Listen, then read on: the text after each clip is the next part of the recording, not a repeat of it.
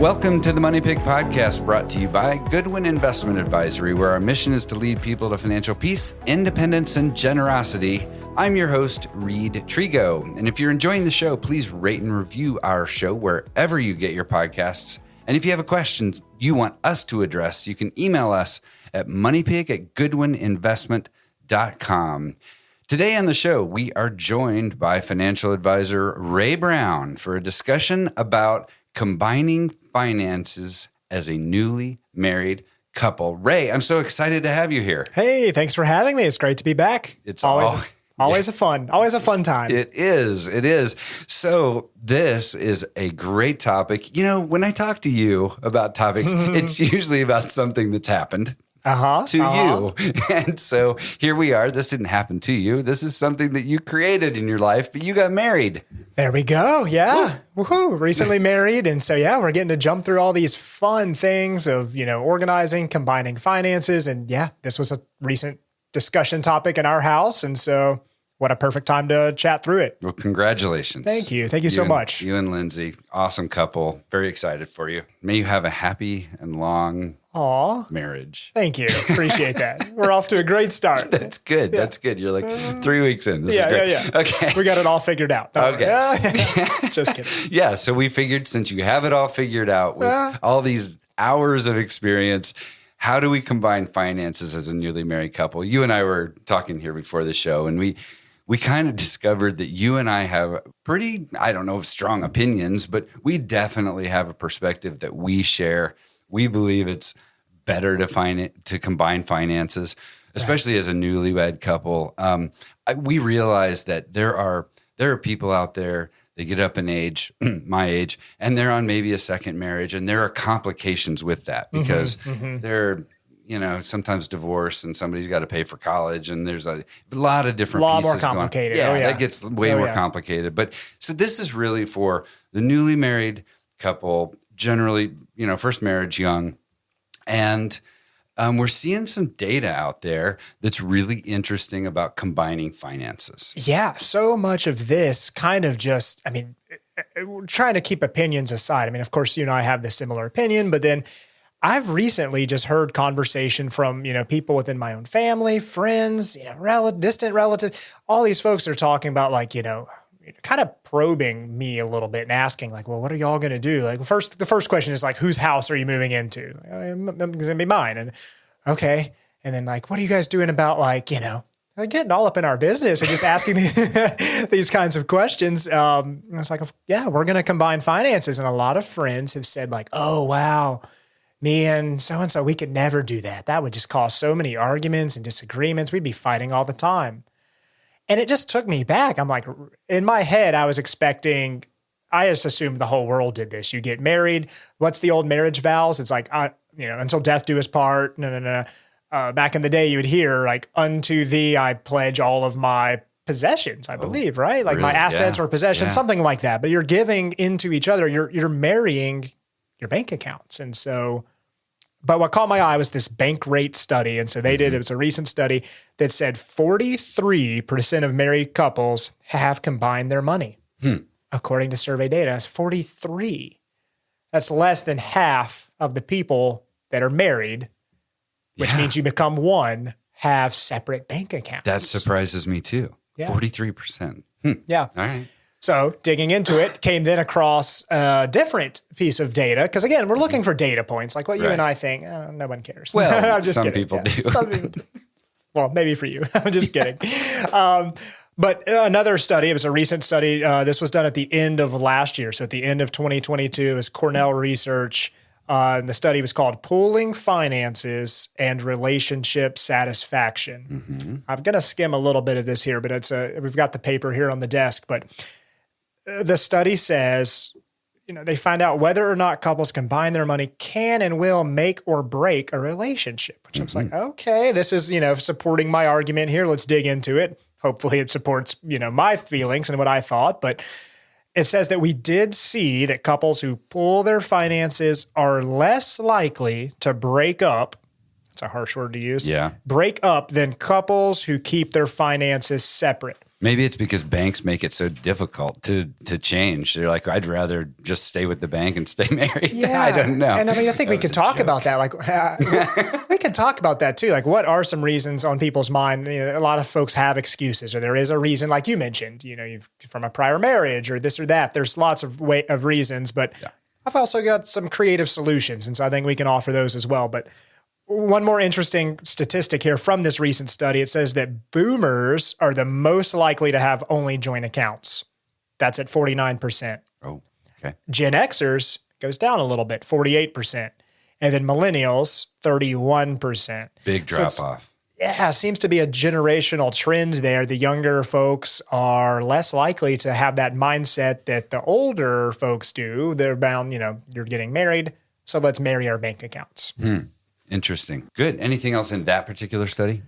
I don't think so. I Okay. mean, one other, you know, that's kind of mentioned here is, you know, they're reinforcing the terms and some of the pronouns that folks use. So again, this dove into there's some very deep data points. I don't want to get into all of this, but I'm just kind of giving you the summary of this. But it's, you know, couples that openly talk about money are more likely to be on the same page and are better able to achieve their financial goals. The general consensus is, you know, you're talking about money regularly and it is important. And there's just a different use of pronouns, which is where you start. I've heard this before. Where I think Dave Ramsey would say, like, you got to start, you know, stop speaking English and start talking French. It's no longer my money or me. It's the we. He's like, you're speaking French. It's the we. So you're combining those. And part of this study backs that up as well. It's saying we've noticed a relationship change with pronouns, we, us, and our, and then fewer pronouns such as I. And then the affiliation words around the relationship, such as agree, connect, friend, kindness, listen, peace, all these terms that sound so great. And it's like all revolving around the point or the concept of combining money. So, yeah. Wow. Okay. Super interesting. And I think about some of the complications of not combining money. And I don't want to make too much light of this, but like if you go out to dinner, who pays? I guess you take turns. Yeah. And that's what, to me, I don't understand perhaps we start with the why do folks not lead with that? Like, why is it? And so there was an industry firm that said they did a separate report. There's other studies that reported couples who keep their finances separate say that they feel they are able to maintain independence and self-identity within that relationship.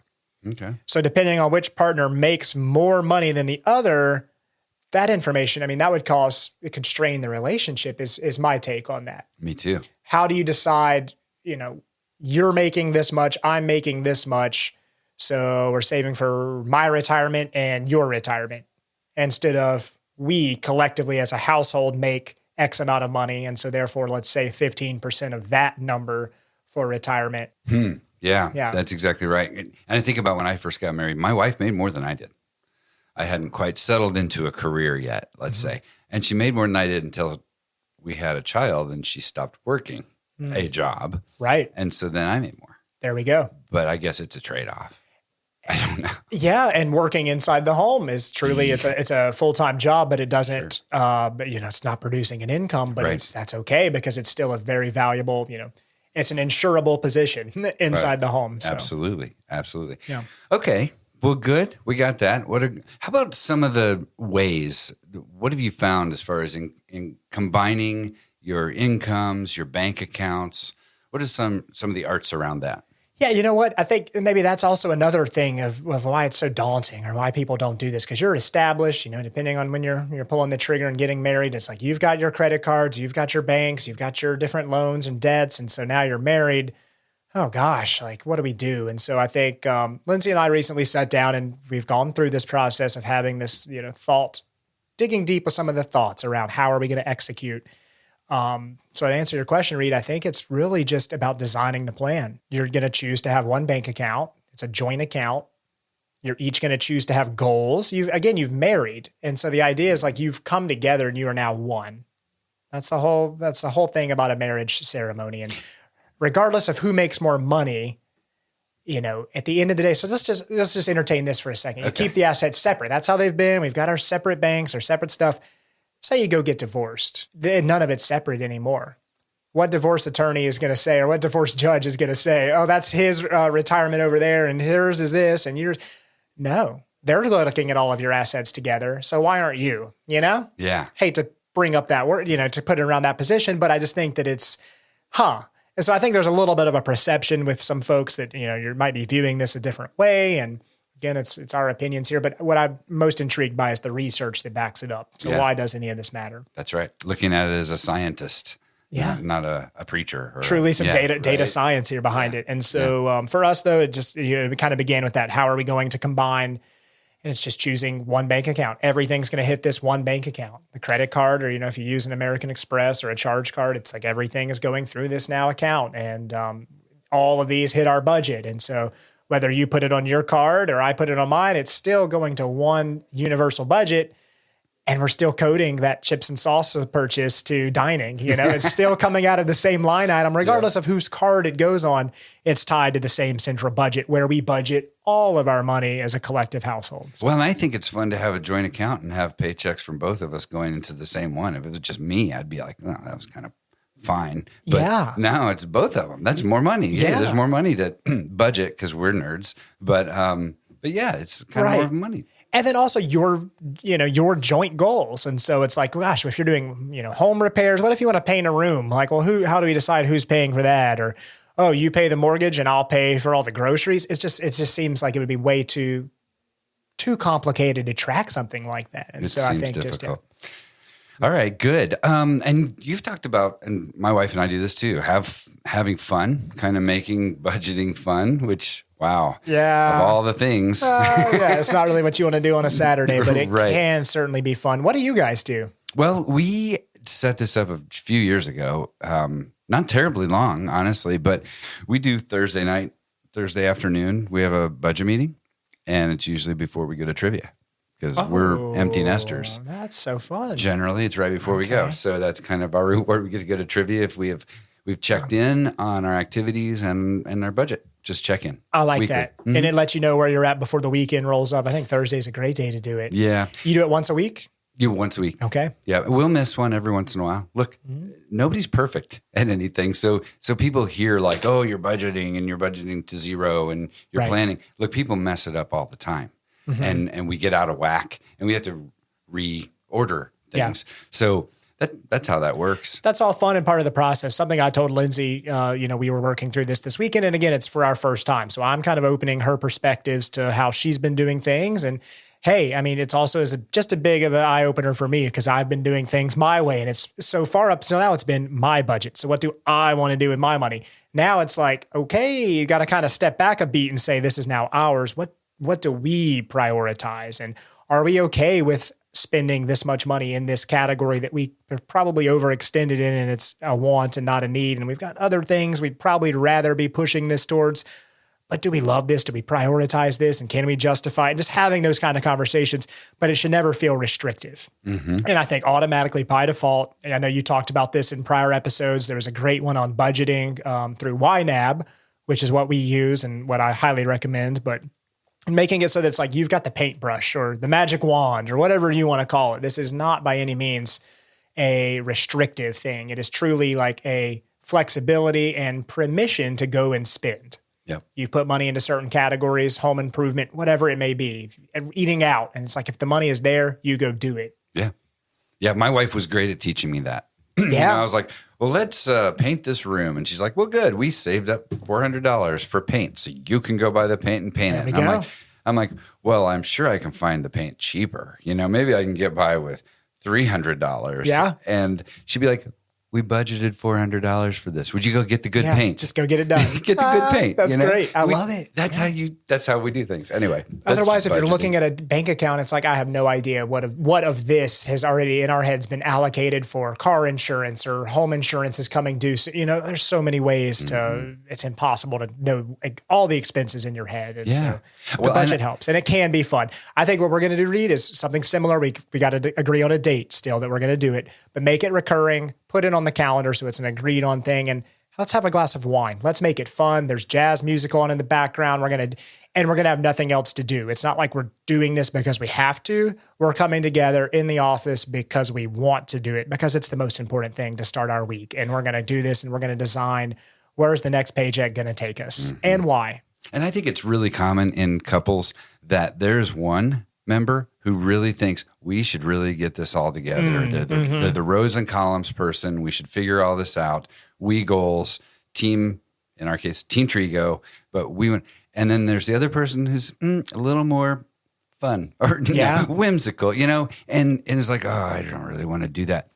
Well, that person that's serious about it has got to make it interesting for the one who doesn't find this interesting. And Christy did a great job of that with me. She was like, hey, you're the whimsical budget one? For, I'm the one. She had to talk me into sitting down. But I know I'm a financial advisor, and she had to talk me into sitting down. But she would say, hey, but we're going to budget for our vacation in January. Yeah. We're going to set aside money for this thing. So it's not like I'm a child, but that worked. And I feel like you get on board with it quick. Once you see that, like, okay, this is my, whatever category. And so then now you are, you're looking forward to, you're stepping up to the plate at the next meeting and pushing for a little of that money that's come in to go into that for that little envelope for the future. And so we always talk about having a personal line item in the budget as well. This is what's like, we call it like a no questions asked fund. And you put a couple hundred, whatever your number is going to be in there each week.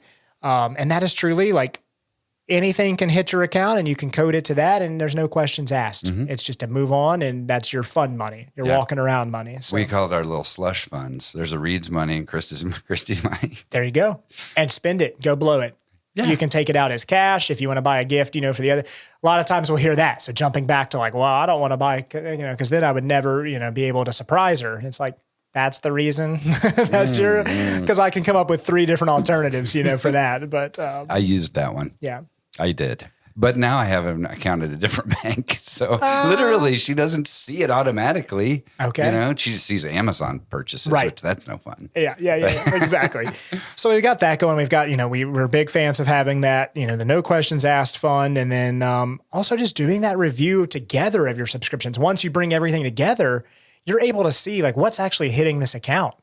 Are we both paying for Amazon Prime accounts? That's ridiculous. But you pay for it once a year. You forgot who's got the Costco membership, who's got this, you're putting gas in your vehicles. It's just a lot going on. And so I think coming together as one, it's like we were blown away this weekend when we started kind of going through expenses and thinking like, what is this? And had to do a little research of like, what is this $4.99 to Prime Video? Really? Like, we don't have Prime. What is? And so you've got to do a little homework it turns out that's something we've agreed to subscribe to. And so kind of tracking down, okay, well, if you're paying for that, then I'm going to cancel mine and we're going to, It's great. You probably found money. A little cleanup, nice. A little bit of cleanup. That's great. That's great. Yep. What about like paying off debt if you have it? Like, how do couples do that when they bring it together? Let's say they come in and she owns her car. He still owes on his car. Yeah. What do you think happens? I think that you inherit the debt. Becomes one. Yeah. You have become one. And so therefore your assets, again, going back to those original vows, it's your assets are coming together. You're pledged to each other. And I am of the opinion that you're now working as a team to eliminate the other's debts. In the same sense that if one person owned a house before the other comes into the marriage, it's now both of your house. You can't say this is my house. You're not roommates, and so your lives are one. And so therefore your debts and your assets are one. And so where are we at? Let's draw the line and let's start tackling that debt together as a team, because the quicker you both get it cleaned up, the quicker you can move on to those other fun savings and priorities and spending goals. So. Vacations. That's why we're doing this. I know we put so much priority on vacations in our family, but that's what we get excited to budget for. Yes. Love going and traveling and seeing the world. And you're getting rid of the debt so that. We always circle back to the so that, the why. Why does any of this stuff matter at the end of the day? It's because we've got goals and we've got a path that we're looking at and where we want to go in life. And we need this to help us get there, right? And so the gears are turning. Exactly. So what else do we have? I think that I have hit my high points. I just wanted to share, again, I just was blown away by the data and the statistics there and all the different sources. I mean, we've got the Cornell research, the NPR has come in on this, Bankrate, there's other like leading firms. I didn't realize how much research had been done in this space. I'd always just heard, some things through Dave Ramsey, this and that. And of course I agree with that logic, but now I'm just intrigued by like the validation of like, okay, previously these were all just opinions, whether you're looking back to biblical concepts and vows and marriage and joining one life. Okay. But now when there's actual like hard data points that are saying that happiness and these emotions are all tied to how you operate as a relationship and as one, it just I'm like, okay, I've gotten that validation of these opinions are in line with the lifestyle that I want and what I expect. So yeah, I think that's a great point. And here's the thing, probably should have said this up front, disclaimer, but in any case, when we look at a situation, like we can look from a distance and we say, oh, people ought to combine their finances, especially young newlyweds. Combine your finances. It just makes sense to us, right? Right. But in reality, when you go sit down across the table from a couple and they're young, newly married, they will have a story that makes sense to them. And when they tell us as advisors, here's why we're doing this, 90% of the time I sit there and go, yep, I understand. Yeah. I get it. I get that makes sense. Yeah. Okay, I see why you did it. Because they're making a decision at the time that makes the best sense to them at the time. And inevitably, I'm like, yeah, okay, I do get that. So it's always like the closer you get to a problem, the more complex it became, rather than just being able to stand back and go, you should do this. Right. And because again, the stories are personal and real. And if you've got prior experiences or you've had prior issues or you're expecting one partner to be the same as someone prior, and it's just like everyone is so different in the way our minds work. I'm a huge nerd when it comes to this. Lindsay, not so much. It sounds like you and Christy have differences in terms of just personality traits that make this more more engaging. But I guess the big takeaway for me is just that encouragement to look at your bank account as if it's married. Yeah. A household is operating that. I just think that there's no harm in leading that path of like, how do you want your relationship to function? What do you guys want to do? You are a team. Teams use the same, you look at like how a sports team functions, and it's like you're using the same stuff, you're moving in the right direction, your vision's aligned. And I just think that keeping assets separate, it's like you're now roommates, your lives are separate, you're not on the same page. You don't know truly what one person is spending on certain things versus the other. And it just gets a lot more messy. And so look at it, make it fun, have those budget meetings, find ways, we talked about YNAB earlier and you talked about it just a couple of weeks ago. The budgeting software, there's a lot of great tutorials and content that YNAB produces that gives great encouragement and advice for couples that are budgeting and how to do it effectively and how to make it fun, kind of tearing away the stigmas of what you can and can't do. And, the dread that comes around talking about budgets. So yeah, awesome. There we go. Hey, Ray, thanks so much for being with us today. Thanks for having me. Always great. Yeah, appreciate it. Yeah. And as financial advisors, we manage and rebalance portfolios, but the unique value we offer is that we work to understand our clients' individual goals so we can have these types of planning conversations. And if you're the kind of people who don't combine your budgets, don't worry, we're not judgy. We're going to work with your situation, whatever it is, because every one of these conversations we have are so personal and unique to each individual. Thanks again for joining us. We will see you all next time. The Money Pick podcast is hosted by Reid Trego, a financial advisor at Goodwin Investment Advisory. This podcast is intended to share information and perspectives, but should not be interpreted as legal, financial, or tax advice. The opinions shared by participants are not necessarily endorsed by the company.